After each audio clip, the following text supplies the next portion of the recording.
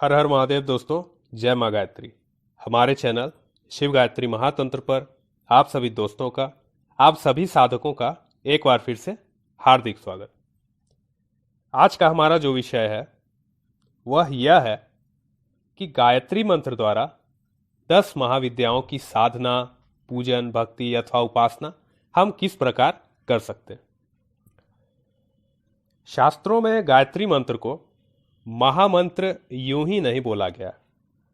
इसके साथ साथ मैं अपने हर वीडियो में या प्रति व्यक्ति जो मुझसे जुड़ते हैं उनको मैं गायत्री की इतनी ज़्यादा व्याख्या यो व्यर्थ का नहीं करता, क्योंकि गायत्री महामंत्र है और गायत्री के महामंत्र होने का एक ये भी लाभ होता है कि इस महामंत्र से हम शक्ति के विभिन्न रूपों की उपासना बड़े ही सुलभ रूप से कर सकते हैं, जिसमें किसी भी प्रकार का अहित अथवा भय का कोई स्थान नहीं है। शक्ति के विभिन्न रूप स्थूल सत्ता होने का प्रमाण देते हैं, वही उनकी सूक्ष्म सत्ता को ही गायत्री बताया गया है। आसान भाषा में समझिए तो यदि भगवती के विभिन्न रूप को यदि हम शरीर मान लें या ब्रह्मांड की कोई भी परम सत्ता को यदि हम शरीर मान लें तो गायत्री उसकी आत्मा है। मां गायत्री की शक्तियों से ही ब्रह्मांड के कण कण में व्याप्त प्रति जीव चैतन्य होता है। मां गायत्री की शक्तियों से भी, मां गायत्री की इस अलौकिक महान शक्तियों से संसार का वह हर जीव और यहां तक कि शिव भी चैतन्य है। ऐसा प्रमाण और ऐसा व्याख्या आप शिव पुराण में भी पढ़ सकते हैं। तो संसार की इन्हीं महान शक्तियों में से एक अंश है 10 महाविद्या, जिनके बारे में आपने इसके पहले वाले वीडियो में बहुत ही अच्छे से, बहुत ही विस्तृत रूप से जाना होगा। 10 महाविद्या साधना यह ऐसी साधना है, यह ऐसी पूजन पद्धति, उपासना पद्धति है जिसे हर साधक, हर भक्त करना चाहता ही है। किंतु जब भी 10 महाविद्या साधना का उल्लेख या संस्मरण आता है तभी एक अज्ञात प्रकार का भय जो होता है वह साधक अथवा भक्त के मन में व्याप्त होने लगता है। साधक सोचता है कहीं वो इस साधना को करके कोई गलती न कर दे, उसका कुछ अहित न हो जाए, वह कहीं बर्बाद न हो जाए। ठीक उसी प्रकार वह इस प्रकार भी भयभीत हो जाता है कि कहीं बिना गुरु दीक्षा या गुरु के उपस्थिति में उसे विफलता न हाथ लग जाए, कहीं उसकी साधना से उसके परिवार वालों को किसी भी प्रकार की परेशानी न झेलनी पड़े। क्योंकि साधना का जो वास्तविक ज्ञान है उससे ज़्यादा तो भांतियाँ फैल गई हैं। और यह भी सत्य है कि महाविद्या की जो तंत्रोक्त साधना है उसमें गलती का कोई स्थान नहीं है। गुरु का होना बहुत ही आवश्यक होता है साधना में, भक्ति में नहीं। तो अब वो व्यक्ति क्या करें जो महाविद्या की साधना, उपासना बड़े ही भक्ति से करना चाहते हैं, लेकिन उनके पास गुरु भी नहीं है और उन्हें कोई पद्धति का पता भी नहीं है।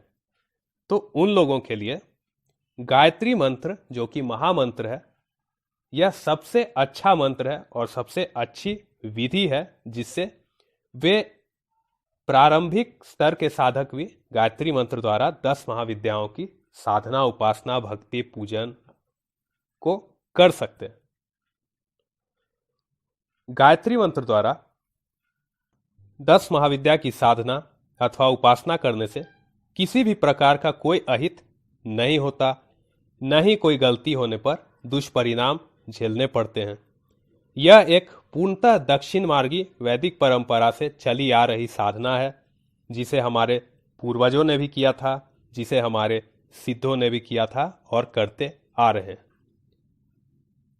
गायत्री मंत्र द्वारा 10 महाविद्या की साधना अथवा आराधना कर हर साधक, हर भक्त लाभान्वित हो सकता है।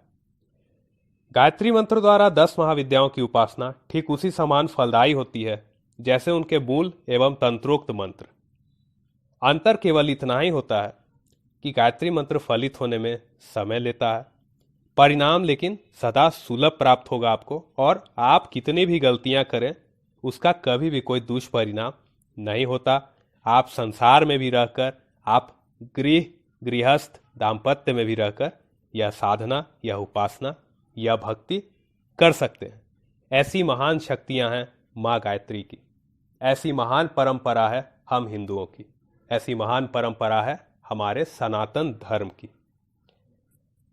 तो अब बात आता है कि गायत्री मंत्र द्वारा माँ 10 महाविद्या की उपासना हम किस प्रकार करें। तो यहाँ सामान्यतः पूजन विधि लागू होता है, जैसे शुभ तिथि वार अथवा पूर्णिमा से होली, दीपावली, अष्टमी, महाशिवरात्रि, इन शुभ दिवसों से आप यह साधना, आप आराधना, भक्ति कर सकते हैं। इसके लिए आवश्यक है कि आप अपने इष्ट का पूजन अवश्य करें।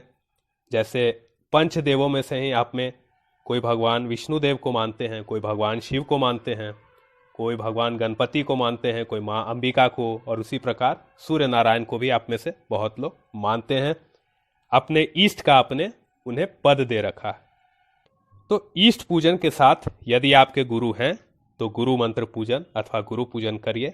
यदि आपके गुरु नहीं हैं, कोई अनिवार्यता नहीं, बिना गुरु के भी आप कर सकते हैं।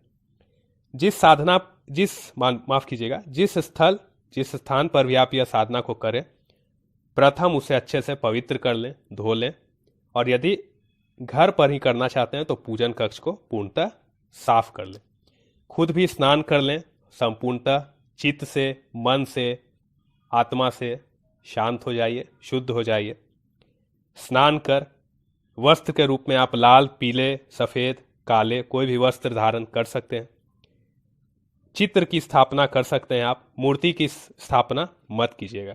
चित्र की स्थापना आप कर सकते हैं। जैसे माँ काली के गायत्री मंत्र से उपासना करना चाहते हैं तो माँ काली के सौम्य रूप की स्थापना कीजिए चित्र के रूप में। ठीक उसी प्रकार माँ तारा की अथवा माँ षोडशी की अथवा माँ बगलामुखी की इत्यादि। अब शिव पूजन जरूर कीजिएगा, क्योंकि जितनी भी महाविद्या हैं ये भगवान शिव की ही शक्ति है, तो शिव पूजन आपके लिए बहुत ही अनिवार्य होता है। इसके बाद सामान्यतः जो पूजन विधि होती है, धूप, दीप, नैवेद्य, पुष्प, गंध द्वारा आप पूजन कीजिए। मेरे कहने का अर्थ है, जिस भी विधि से आप पूजन करते हैं, जो भी विधि आपको सर्व सुलभ लगती है, सर्वश्रेष्ठ लगती है, उस विधि से सामान्यतः पूजन करिए।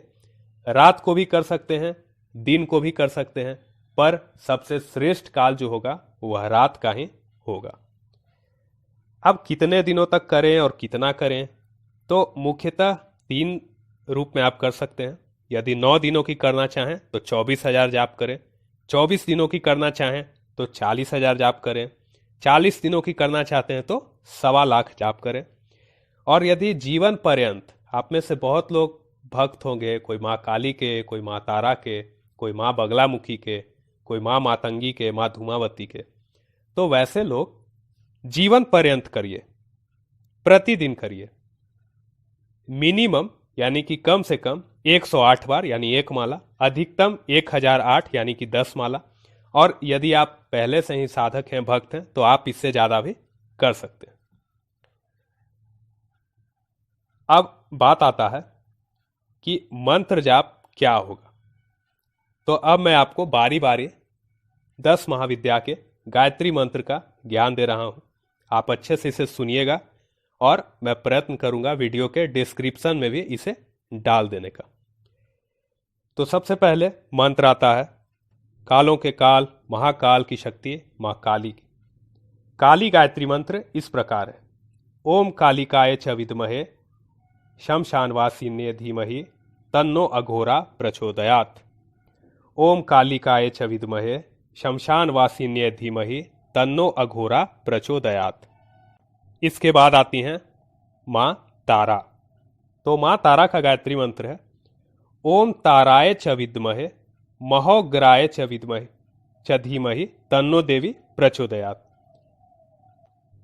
ओम ताराय च विद्महे महोग्राय च धीमहि तन्नो देवी प्रचोदयात्।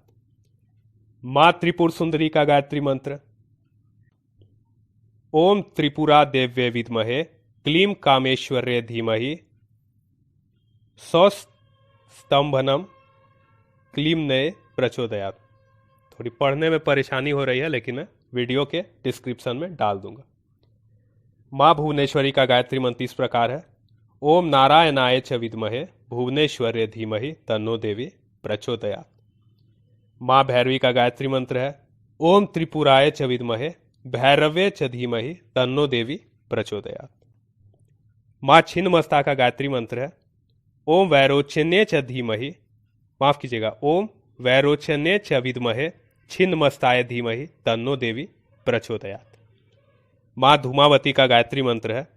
ओम धूमावत्ये च विद्महे संघारिण्ये च धीमहि तन्नो धूमा प्रचोदयात्। माँ बगलामुखी ब्रह्मास्त्र विद्या। ओम बगलामुखे च विद्महे स्तंभिन्ये च धीमहि तन्नो देवी प्रचोदयात्। माँ मातंगी का गायत्री मंत्र है। ओम मातंगे च विद्महे उच्छिष्ट चांडाल्ये च धीमहि तन्नो देवी प्रचोदयात्। इसी प्रकार माँ कमला का मंत्र होगा। ओम महादेव्ये विद्महे विष्णु पत्ने धीमहि तन्नो देवी प्रचोदयात्। बिल्कुल परेशानी की बात नहीं है। यह सारे मंत्र मैं आपको इसी वीडियो के डिस्क्रिप्शन में दे दूंगा, वहां से आप मंत्र को प्राप्त कर लीजिएगा। तो मैंने सारा ज्ञान जो मुझे पता था वो मैं वीडियो में डाल दिया है मैंने। आप एक बार, दो बार, तीन बार अच्छे से देखिएगा, तब आपको अच्छे से समझ में आ जाएगा। बिल्कुल निर्भय होकर, पूरी श्रद्धा के साथ, समर्पण के साथ आप महाविद्या साधना करना चाहते हैं, ऐसा मैं अनेक व्यक्तियों से बात करके यह मुझे मालूम पड़ता है। और यह भी पता है कि महाविद्या साधना करने के लोग कितने इच्छुक होते हैं, पर उनमें एक भय होता है, एक डर होता है, एक अनजाना सा उनके अंदर भय रहता है कि कहीं उनके साथ कुछ गलत न हो जाए। तो बिल्कुल ऐसा नहीं होगा। आप में से जितने लोग भी मुझे प्रेम करते हैं, मेरी बातों को जानते समझते हैं, स्वीकार करते हैं, वो मुझ पर भरोसा रखिए। गायत्री मंत्र द्वारा 10 महाविद्या साधना करने का कोई भी दुष्परिणाम नहीं होता, केवल इससे लाभ ही लाभ है। आप गलती भी कर देते हैं तो आपको इसका कोई दुष्परिणाम या हानि झेलना नहीं पड़ता है। प्रयत्न कीजिएगा, आप जो भी पुरस्चरण करें, 9 दिन का, 24 दिन का, 40 दिन का, संकल्प आप ले भी सकते हैं, नहीं भी ले सकते हैं, यह आपके दिल पर है, आपके मर्जी पर है। पर हवन अवश्य कीजिएगा। हवन आप पूर्णिमा के दिन कर सकते हैं, शिवरात्रि के दिन कर सकते हैं, बहुत ही अच्छा रहता है, बहुत ही लाभदायक होता है। तो आज का मेरा यह प्रयत्न था कि आप लोग में से जो लोग 10 महाविद्या साधना करने के इच्छुक हैं, करना चाहते हैं, पर कुछ डर के कारण और छोटी छोटी मिथ्या बातों के कारण आप नहीं कर पाते, तो कोई बात नहीं। इन दिव्य 10 महाविद्याओं के इन दिव्य 10 गायत्री मंत्रों द्वारा इनकी साधना आराधना कीजिए। यदि बताने में कोई भूल चूक हो गई हो तो उसके लिए क्षमा कीजिएगा। अपना प्रेम इसी प्रकार बनाए रखिए, माँ के प्रति समर्पण बनाए रखिए। धन्य है माँ गायत्री, जो हमें साधना में प्रतिदिन बढ़ने के लिए ऐसा दुर्लभ ज्ञान प्रदान करते रहती है। तब तक के लिए एक और बात जानिए, यदि आपने पिछला वीडियो नहीं देखा था जिसमें महाविद्याओं के बारे में मैंने बताया था, तो आपके अंदर अब यह भी प्रश्न आएगा कि इन 10 मंत्रों में से आपको किसकी उपासना करनी चाहिए। तो इस सवाल का जवाब पिछले वीडियो में था, जो कि मैं इस वीडियो के भी डिस्क्रिप्शन में डाल दूंगा, वहां जाकर देखिएगा और अपने प्रश्नों के उत्तर प्राप्त कर लीजिएगा। तब तक के लिए माँ गायत्री आप सभी लोगों का कल्याण करे। हर हर महादेव। जय माँ गायत्री। जय जय गुरुदेव।